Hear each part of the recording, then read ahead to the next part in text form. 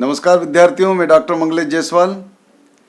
आज हिंदी गद्य साहित्य का इतिहास के अंतर्गत मैं गद्य की विधा एकांकी पर चर्चा करने के लिए आपके समक्ष आया हूं। हिंदी एकांकी का विकास। एकांकी एक अंक का दृश्य काव्य है जिसमें एक कथा तथा एक उद्देश्य की कुछ पात्रों के माध्यम से चर्चा की जाती है, उसका मंचन किया जाता है, उसे दिखाया जाता है। अर्थात एकांकी में एक अंक का दृश्य काव्य होता है जिसमें एक ही कथा और एक ही उद्देश्य को लिया जाता है। एकांकी में एक ऐसी घटना रहती है जिसका जिज्ञासापूर्ण एवं कौतूहलमय नाटकीय शैली में चरम विकास होकर अंत होता है। डॉक्टर राम कुमार वर्मा जी के अनुसार उन्होंने ये बताया है। उन्होंने ये भी कहा है कि एकांकी का प्राण तत्व है संघर्ष। विद्यार्थियों, संघर्ष से आशय यह है कि पिछले वीडियो में हमने नाटक को देखा, नाटक को पढ़ा, नाटक के बारे में चर्चा की, तो हर दृश्य काव्य को नाटक माना जाने लगा। तो नाटक से एकांकी को पृथक करने के लिए एकांकीकारों को भयंकर संघर्ष करना पड़ा। संघर्ष से ही नाटकीयता का सृजन होता है। हिंदी एकांकी को नाटक से अलग अपना स्वतंत्र अस्तित्व स्वीकार करने के लिए बहुत संघर्ष करना पड़ा। सन 1935 में भुवनेश्वर स्वरूप के कारवा द्वारा एकांकी का रूप स्पष्ट हो गया। भुवनेश्वर स्वरूप जी ने जो कारवा एकांकी की रचना की, उससे सब क्लियर हो गया है कि इसमें एक कथा, एक उद्देश्य और एक अंक का दृश्य होता है। हिंदी एकांकी के विकास क्रम को विद्वानों ने अनेक प्रकार से विभाजित किया है, परंतु सर्वमान्य रूप से जिसे स्वीकार किया गया है वो क्रमिक विकास 4 भागों में हम विभाजित कर सकते हैं। नंबर 1 भारतेंदु द्विवेदी युग 1875 से 1928 ईस्वी तक। दूसरा प्रसाद युग 1929 से 1937 ईस्वी तक। तीसरा प्रसादोत्तर युग 1938 से 1947 ईस्वी तक। और चौथा स्वातंत्र्योत्तर युग 1948 से अब तक जो चला आ रहा है। इसके प्रथम चरण में अब हम जो 4 युग हैं उनका बारी बारी से संक्षिप्त वर्णन इस प्रकार है। प्रथम चरण, इस युग में भारतेंदु प्रमुख एकांकी के रूप में स्वीकार किए गए। सर्वाधिक एकांकी भारतेंदु ने प्रस्तुत किए हैं। इस युग के एकांकीकारों ने प्रचलित परंपराओं, कुप्रथाओं और सामाजिक समस्याओं को आधार बनाकर एकांकी की रचना की है। इस युग के प्रमुख एकांकीकार हैं काशीनाथ खत्री, बाल कृष्ण भट्ट, राधा कृष्ण दास, राधा चरण गोस्वामी, अंबिका दत्त व्यास, प्रताप नारायण मिश्र, किशोरी लाल गोस्वामी, देवकी नंदन खत्री, अयोध्या सिंह उपाध्याय, हरिऔध आदि। विद्यार्थियों, अब हम द्वितीय चरण की चर्चा करते हैं।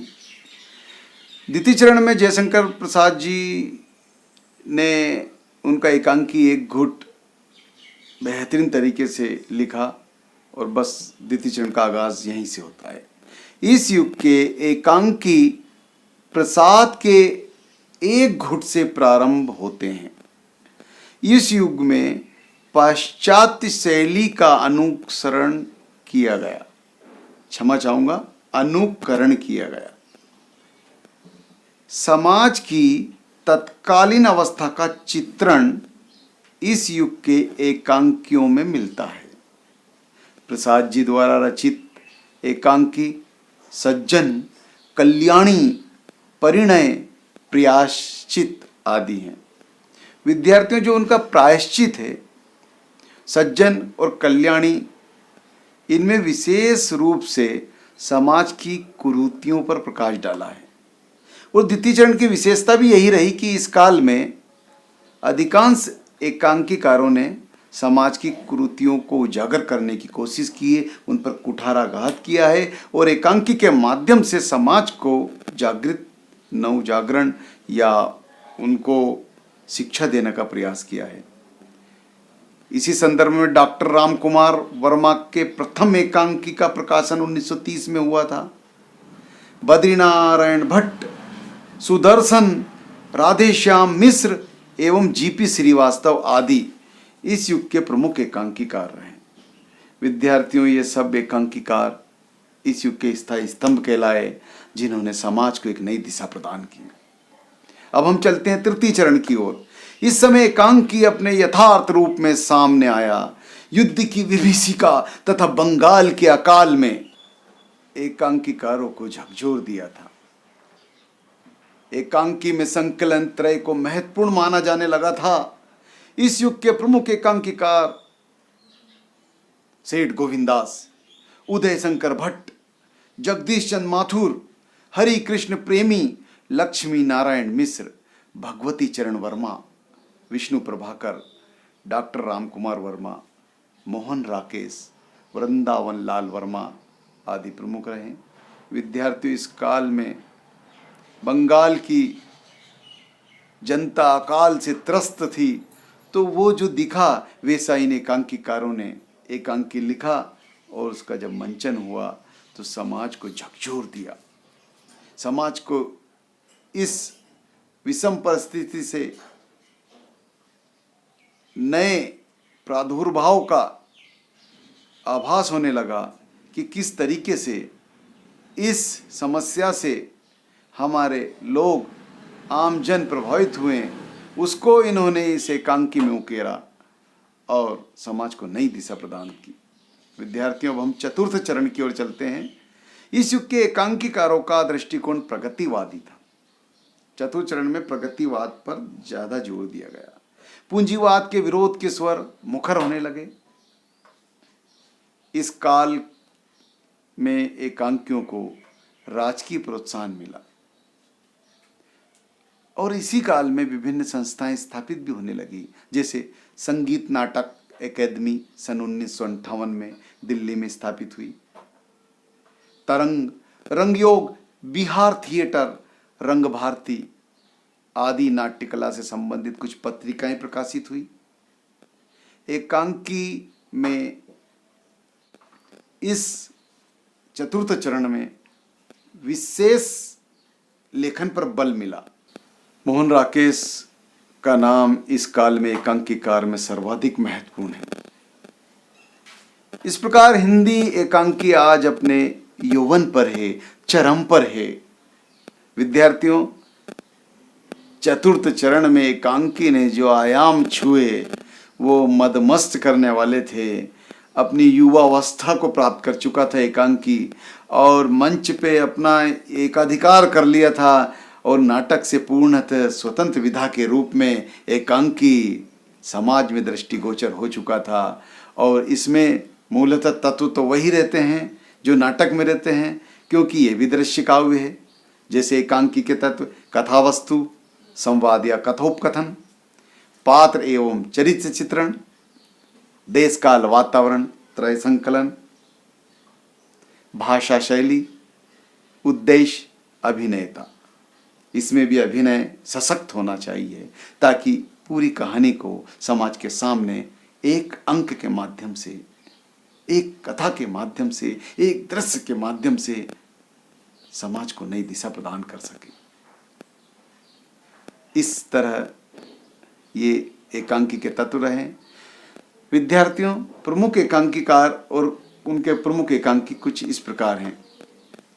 राधा चरण गोस्वामी, जिनका नाम लेना एकांकी में अपने आप में एक बहुत बड़ा एकांकी की दिशा के लिए, एकांकी के लिए महत्वपूर्ण योगदान है।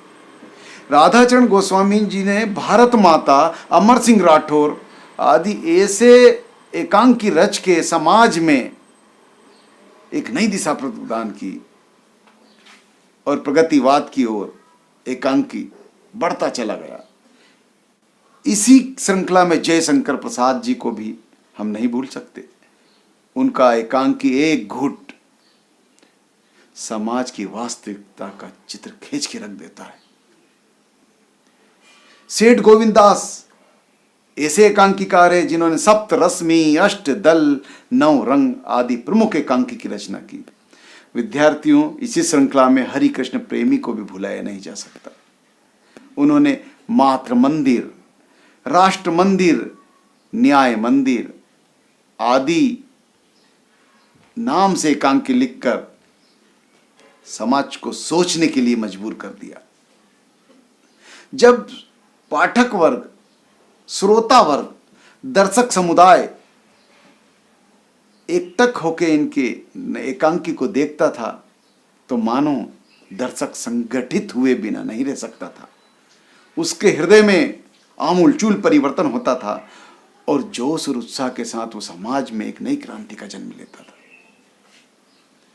इसी श्रृंखला में विद्यार्थियों, डॉक्टर राम कुमार वर्मा एक ऐसे सशक्त हस्ताक्षर है एकांकी के जिन्होंने ऐतिहासिक एकांकी लिखी, जैसे पृथ्वीराज की आंखें, दीपदान, रेशमी टाई।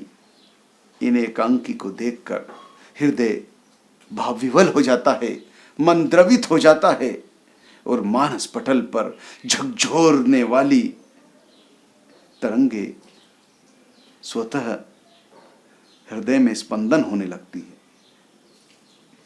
विद्यार्थियों, इसी श्रृंखला में धर्मवीर भारती का नाम भी बड़े गर्व के साथ लिया जाता है एकांकीकार के रूप में, जिनकी रचना अर्थात जिनका एकांकी नदी प्यासी थी, नीली झील। जब इनको कोई दर्शक देखता था तो मानो स्तब्ध रह गया हो, मानो किसी ने उसे बांध दिया हो। इस तरह का दृश्य देखने को मिलता था। तो विद्यार्थियों, आज हमने प्रमुख एकांकीकार और एकांकी पर चर्चा की, एकांकी के तत्व पर चर्चा की, एकांकी क्या होता है उस पर चर्चा की। इसी प्रकार हम अन्य विधाओं को भी लेकर आएंगे।